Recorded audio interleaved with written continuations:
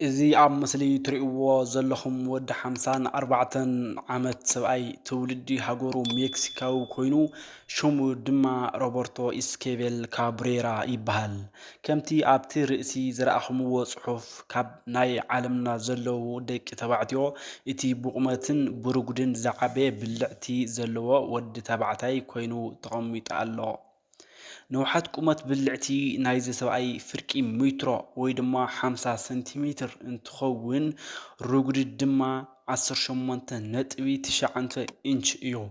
እዚ ከምዚ ኢሉ እንዳሃለወ ሮበርቶ ባዕሉ ካብ ዝተዛረቦ ኣብ ዕለታዊ ምንቅስቓሳቱ ብጣዕሚ ከም ዘጸግመሉን ከም ድላዩ ንምንቅስቓስ ከም ዘኸብዶን ይገልጽ። ኣብ ርእሲ እዚ ድማ ኣብ እዋን ሽንቲ ብጣዕሚ ከም ዘቐንዝዎን ብተደጋጋሚ ረኽሲ ሻምባቆ ሽንቲ ከም ዘጋጥሞን ይገልጽ። ሮበርቶ ኣብ ህይወቱ ክሳብ ሕዚ ምስ ጓል ጾታዊ ርክብ ፈጺሙ ኣይፈልጥን። ሕዚ ወዲ 54 ዓመት ኮይኑ እውን ክሳብ ሕዚ ግን ድንግል ከም ዘሎ እዩ ዝገልጽ።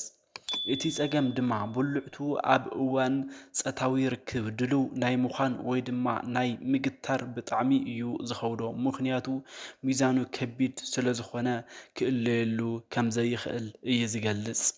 ነዚ ኩሉ ሰጊሩ ምስ ክልተ ደቂ ኣንስትዮ ዋላ እኳ ርክብ ክገብር ፈቲኑ እንተነበረ ግን ክሳኸዐሉ ኣይከኣለን።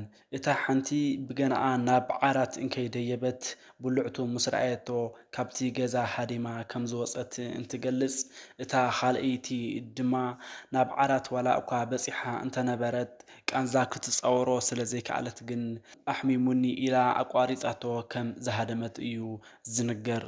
ብድሕሪ እዚ ግን ሳልሳይ ዕድል ክረክብ ኣይከኣለን። ክሳብ ሕዚ ድማ ድንግል ከም ዘሎ እዩ ዝገልጽ።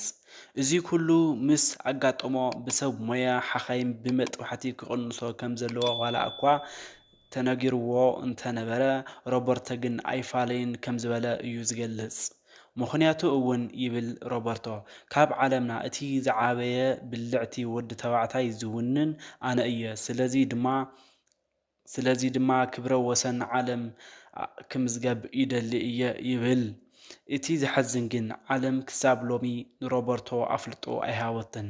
ምኽንያቱ ድማ እቲ ትኽክለኛ ብልዕቱ ካብ 18 ሰንቲሜትር ክሳብ 19 ሰንቲሜትር ዘሎ እዩ። ብሕክምና ከም ዝተረጋገፀ እቲ ዝተረፈ ግን ካብ ላዕለዋይ ክፋል ሰውነቱ ዝወረደ ቆርበት ከም ዝኾነ እዮም ሰብ ሞያ ሕክምና ኣረጋጊፆም ዘለዉ። ሮበርቶ ብሰንኪ ብልዕቱ ዓብይ ምዃኑ ከም ጉዱእ ኣካል ተመዝጊቡ መዓልታዊ ምግቡ ካብ መንግስቲ እዩ ዝምገብ።